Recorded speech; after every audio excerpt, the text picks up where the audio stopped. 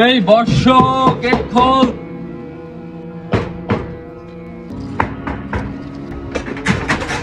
হ্যাঁ বাবা আসছে, তোর বাসায় আজকে আশ্রয় নেবে। আসেন বাবা, আসেন বাবা, আসেন বাবা, আসেন বাবা, আসেন। হক মাওলানা। আসুন আসুন আসুন। খাওয়া বাবার আসনটা কোথায়?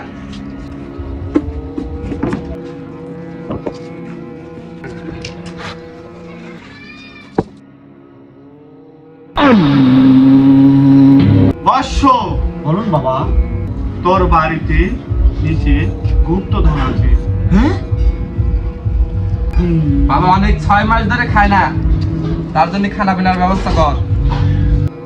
বাবা আমার ঘরে যা ছিল তাই দিছি বাবা। হক মাওলা, তুই শুধু মুড়ি নিয়ে এসেছিস? বর্ষ, তুই ধ্বংস হয়ে যাবি বর্ষ।